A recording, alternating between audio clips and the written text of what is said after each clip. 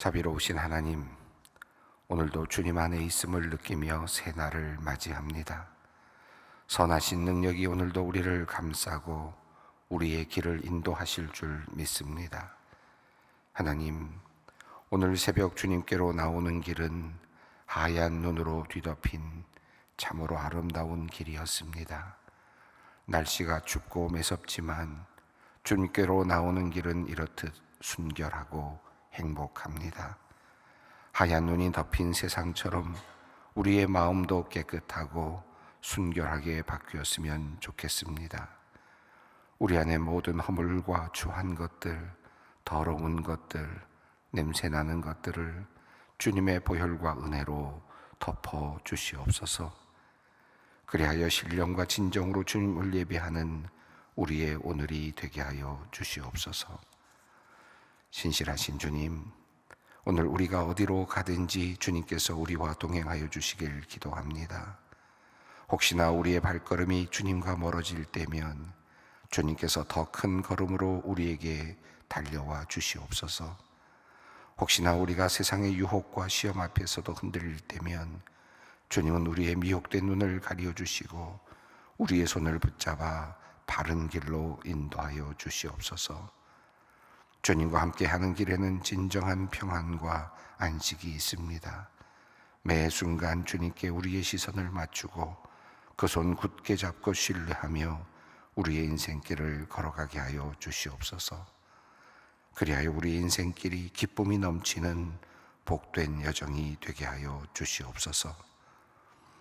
이 나라 대한민국을 위하여 기도합니다.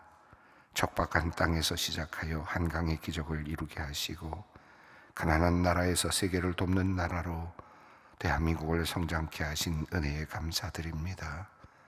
그러나 지금 우리 사회는 마치 거센 풍랑 속의 배와 같이 흔들리고 있습니다. 높은 파도와 같은 갈등과 분열을 잠재워 주시고 나라의 길을 잡은 이들에게 밤하늘의 북극성과 같은 올바른 방향을 보여주시기를 원합니다. 정책을 세우는 이들의 마음에 큰 지혜를 주셔서 그들이 자신의 마당만 가꾸는 것이 아니라 온 국민의 넓은 들판을 가꾸기 위해 서로 화합하며 수고하게 하여 주시옵소서. 분열과 다툼이 끊이지 않는 이 상황에서 서로 다른 생각을 가진 이들이 한 그루 나무의 다른 가지처럼 조화롭게 어우러져 국민에게 시원한 그늘을 만들어주는 그런 지혜로운 사람들이 되게 하여 주시옵소서. 하나님, 새 생명의 첫 울음소리가 점점 줄어드는 이 땅을 긍휼히 여겨 주시옵소서. 많은 젊은이들이 삶의 무게로 결혼과 출산을 두려워하고 기피하는 상황이 이어지고 있습니다. 아이를 키우는 기쁨, 생명을 낳는 신비를 우리 젊은이들이 두려워하지 않게 하시고 온 사회가 새 생명을 환영하고 보듬는 따뜻한 마음을 회복하게 하여 주시옵소서. 과도한 경쟁 사회를 만들어 서로 피곤하고 힘든 세상을 우리가 만들어 왔음을 회개합니다.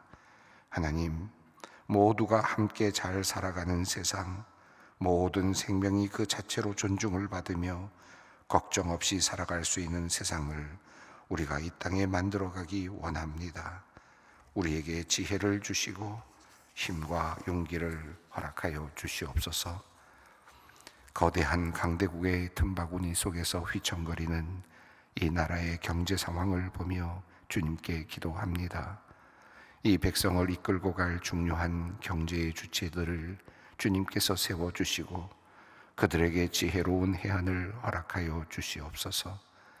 특별히 우리 소망의 성도 중에 기업을 이끌고 있는 소중한 분들이 많이 있습니다. 이들이 슬기롭게 사업의 활로를 찾아가게 하시고 용기를 내어 도전하며 미래 민족의 먹거리, 인류의 소중한 자산을 마련케 하여 주시옵소서. 인공지능과 퀀텀, 반도체, 우주산업, 바이오 등 미래 산업에 뒤처지지 않도록 창의적인 연구와 개발이 끊임없이 이어지게 하시고 마침내 기술 혁신의 큰 열매를 맺게 하여 주시옵소서. 올 한 해 벤처기업회 회장으로 섬기게 된 집사님이 있습니다. 주님께서 지혜와 능력을 더하여 주셔서 그를 통해 우리나라의 미래가 더욱 밝아지게 하여 주시며 하나님께는 영광이 되게 하여 주시옵소서. 치료자 되시는 하나님, 질병으로 고생하는 이들, 힘든 시간을 보내는 이들을 긍휼히 여겨 주시옵소서. 특별히 암으로 고통당하는 성도들을 보살펴 주시옵소서. 항암제의 부작용으로 신음하는 이들도 있습니다. 죽음에 대한 두려움이 엄습할 때마다 주님께서 그 마음에 위로 주시고 평안을 마음에 채워 주시옵소서. 주님께서 면역 체계를 강하게 하여 주시기를 기도합니다. 그리하여 암세포와 싸워 거뜬히 이길 수 있도록 주님 도와주시옵소서. 고통스러운 치료의 과정 속에서도 나를 사랑하시는 하나님, 나와 함께 하시는 하나님, 도우시는 하나님을 경험할 수 있게 하여 주시고 그 체험을 통하여 믿음도 더욱 성장하는 복된 시간으로 주님께서 이 고통스러운 시간을 바꾸어 주시옵소서. 수술을 앞둔 이들에게 평안한 마음을 주시옵소서. 집도의의 손길을 통한 정확한 치료가 이루어지게 하여 주시옵소서. 재활 치료 중인 교우들에게는 인내와 끈기를 더하여 주시옵소서. 하루하루 호전되는 몸의 상태를 경험케 하여 주시옵소서. 간병하는 가족들에게 지치지 않는 힘과 사랑의 마음을 또한 부어 주시옵소서. 온 가정이 이 시련을 통하여 더욱 깊은 믿음으로 성장케 하여 주시옵소서. 하나님, 자궁암으로 오늘 급하게 수술에 들어가는 딸을 위해 기도하는 권사님이 있습니다. 사랑하는 딸이 수술을 앞두고 두려움으로 인해 마음이 흔들리지 않게 하시고 회복에 대한 믿음과 확신을 심어 주시옵소서. 그리고 수술을 마친 후 온전한 믿음으로 아버지께 나오게 하여 주시옵소서. 주님께서 치유의 광선을 비추어 주시고 깨끗한 나음을 허락하여 주시옵소서. 이제 말씀 앞으로 나아갑니다. 오늘도 주님의 말씀 사모하며 이 자리에 나온 모든 성도들에게 단비와 같은 은혜의 말씀 부어주시고 아멘으로 화답하여 삶의 자리에서 열매를 맺는 귀한 역사가 있게 하여 주시옵소서. 우리 주 예수 그리스도의 이름으로 기도 올리옵나이다. 아멘. 오늘의 말씀입니다. 누가복음 9장 51절로 62절 말씀입니다. 누가복음 9장 51절로 62절 말씀을 함께 봉독하겠습니다. 예수께서 승천하실 기약이 차감해 예루살렘을 향하여 올라가기로 굳게 결심하고 사자들을 앞서 보내시며 그들이 가서 예수를 위하여 준비하려고 사마리아인의 한 마을에 들어갔더니 예수께서 예루살렘을 향하여 가시기 때문에 그들이 받아들이지 아니하는지라. 제자 야고보와 요한이 이를 두고 이르되 주여 우리가 불을 명하여 하늘로부터 내려 저들을 멸하라 하기를 원하시나이까.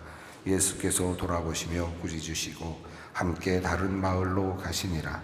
길 가실 때 어떤 사람이 여짜오되 어디로 가든지 나는 따르리이다.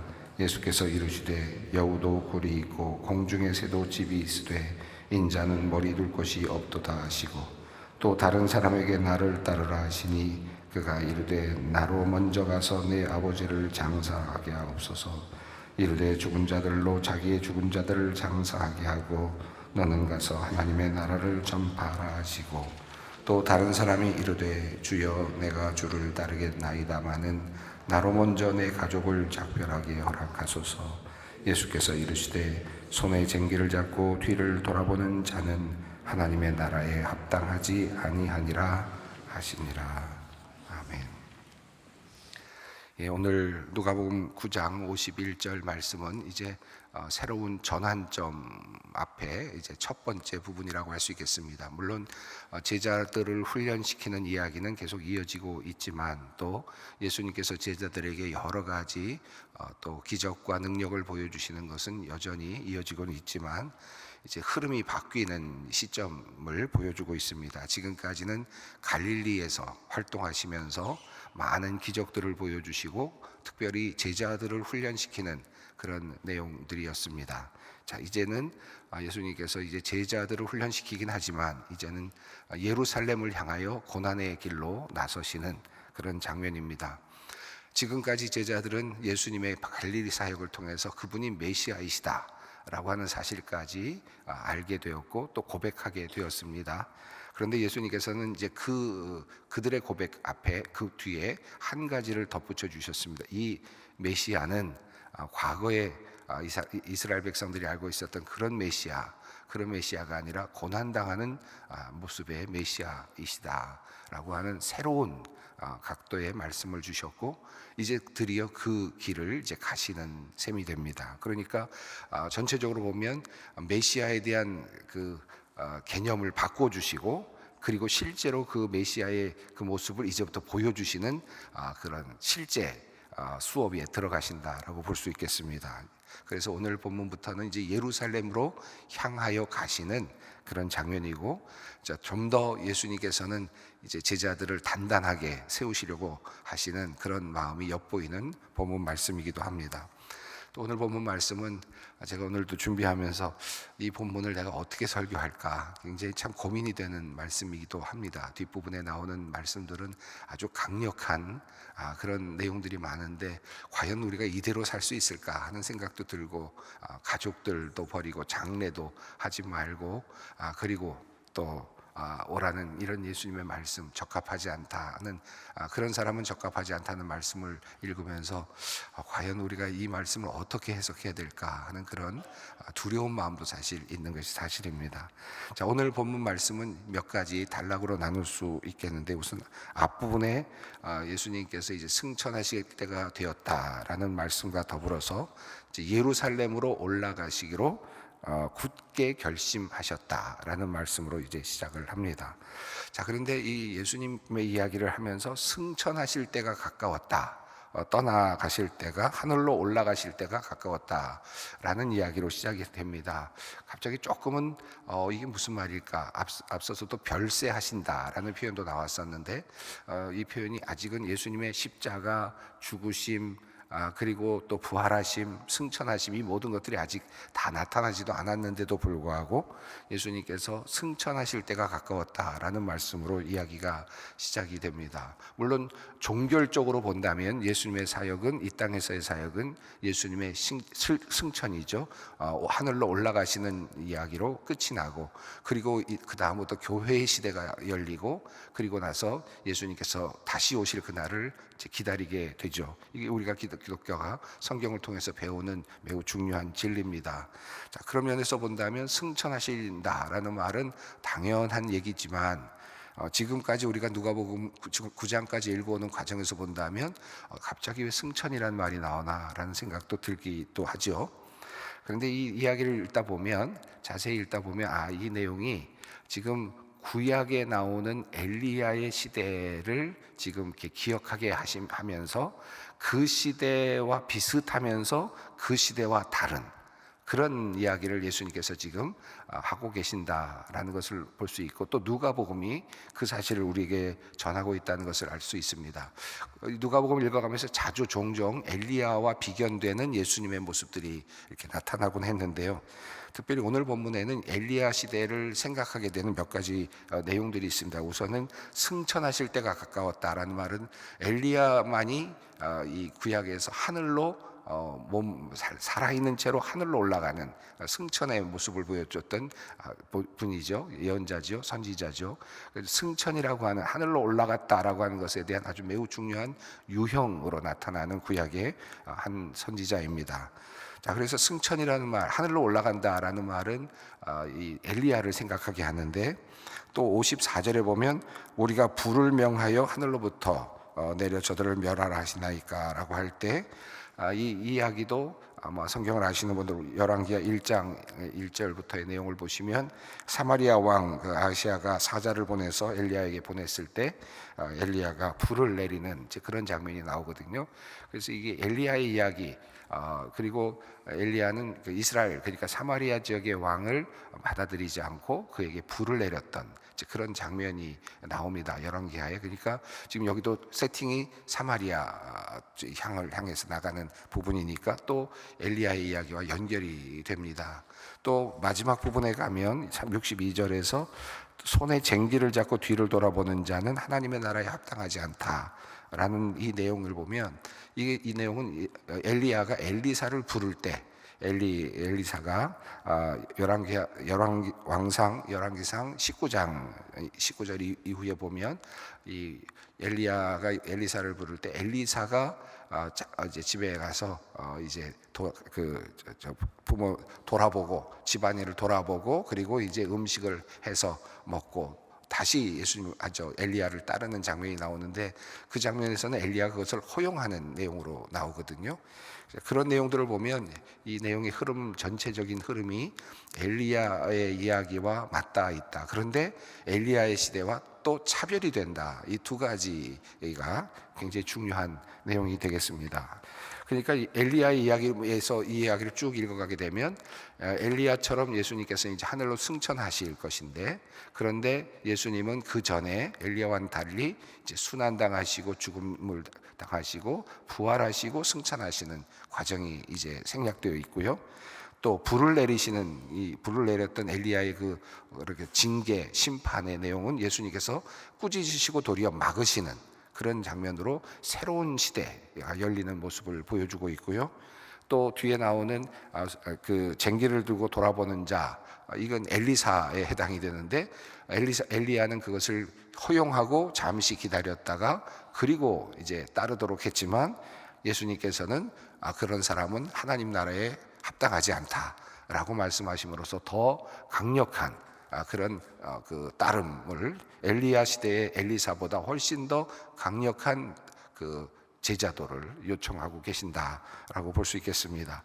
우선 큰 그림을 일단 그렇게 우선 엘리야를 중심으로 한번 정리를 해보고 그리고 이야기를 좀 보겠는데, 특별히 이 본문에서 이 51절부터 한번 읽어보겠습니다. 예수께서 승천하실 기약이 차감해 예루살렘을 향하여 올라가기로 굳게 결심하시고, 그래서 예루살렘을 이제 향하여 가기로 굳게 결심하셨다. 근데 여기 그 굳게 결심하셨다는 말이 헬라어로 보면 얼굴을 고정시켰다라는 뜻입니다. 방향을 확실하게 잡고 얼굴 방향을 틀었다. 그러니까 얼굴을 고정시켰다라고 하는 그런 표현입니다. 그래서 여기 얼굴이라는 단어가 나와요. 프로소폰이라는 단어가 나오는데 얼굴을 고정시켰다라는 말로 결심했다는 말을 이렇게 표현을 하고 있습니다.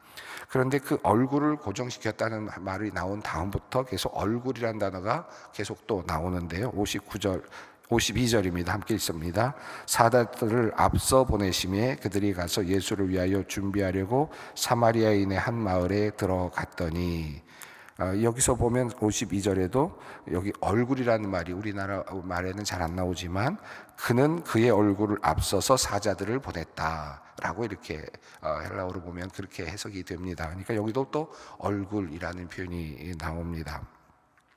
또 그리고 53절에서도 예수께서 예루살렘을 향하여 가시기 때문에 그들이 받아들이지 아니하는지라 라고 되어 있지만, 여기서 예루살렘을 향하여라는 말은 그의 얼굴이 예루살렘을 향하여 가고 있었다, 얼굴이라는 말이 또 나옵니다. 그러니까 지금 51절, 52절, 53절에서 이 지금 얼굴, 예수님의 얼굴이 방향이 확실하게 지금 예루살렘으로 고정되어 있었고, 그리고 예루살렘을 향하여 가고 있었다라고 하는 것을 보여줍니다. 그리고 그 방향 앞서 지금 제자들을 보냈다라고 하는 것이죠.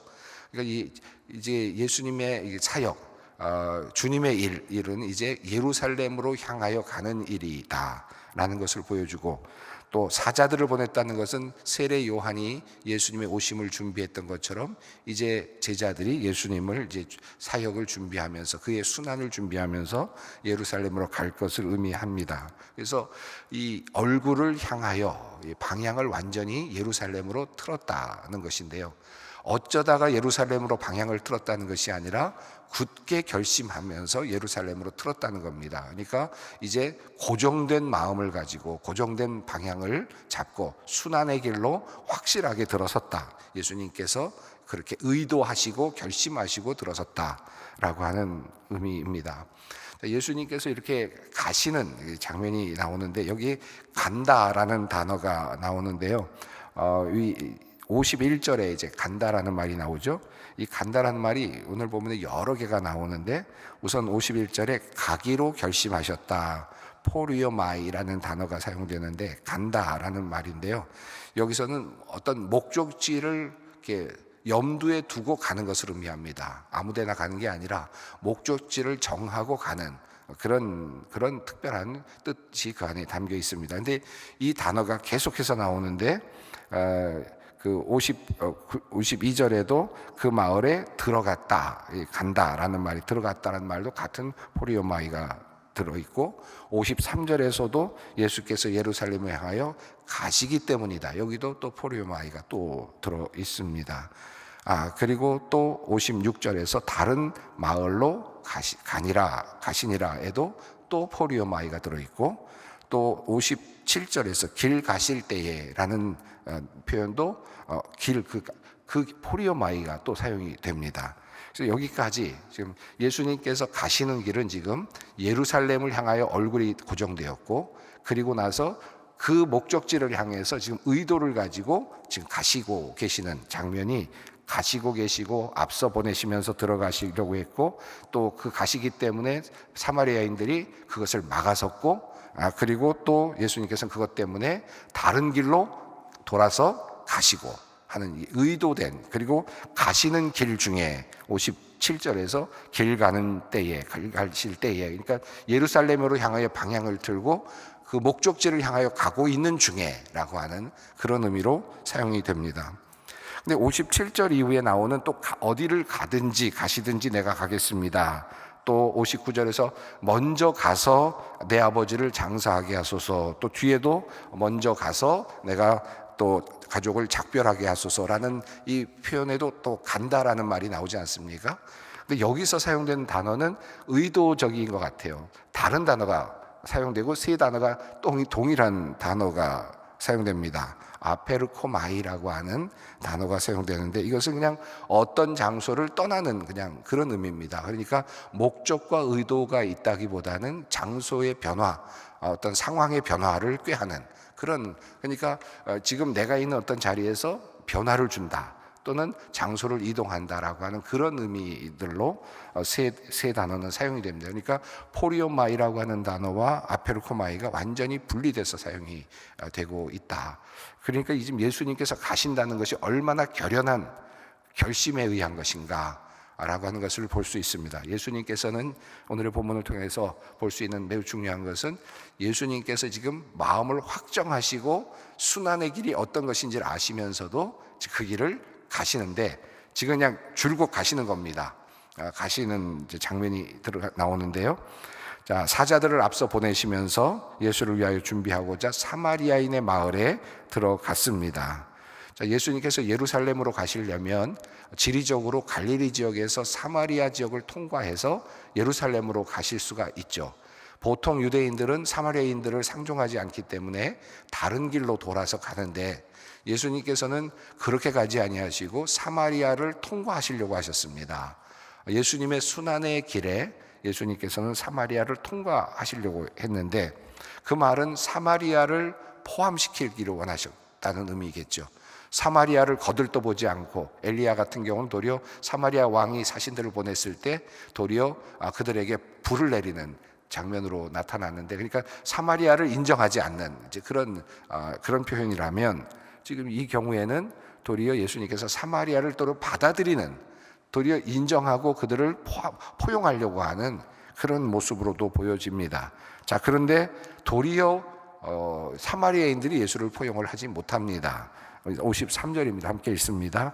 예수께서 예루살렘을 향하여 가시기 때문에 그들이 받아들이지 아니하는지라.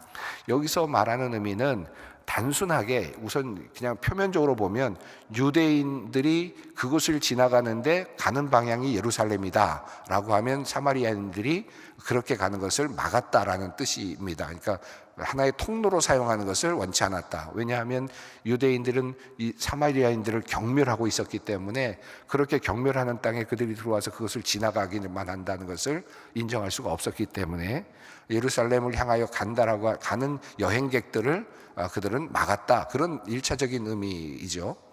그런데 이 말은 또 하나는 지금 우리가 읽어가는 것처럼 단어의 사용이라든가 이런 것을 보면 예수님께서 이제 순환의 길로 가고 계시는 그런 것 때문에, 예루살렘을 향하여 순환의 길을 가고 계시는 것 때문에 그들은 예수님을 가지 못하도록 막았다라는 말로도 또 이해가 됩니다.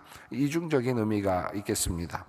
표면적으로 세상적인 의미에서는 그냥 그들이 사마리아인과 유대인들 사이에 일어나고 있는 갈등 때문에 예수님이 가시는 길이 막혔다, 그런 의미이겠죠. 있지만 또 영적으로 본다면, 구원의 역사를 본다면 예수님께서 지금 구원의 역사를 이루기 위해서 순환의 길로 가시는 그것을 그들이 또 막고 있는 것으로 이렇게 볼 수 있습니다.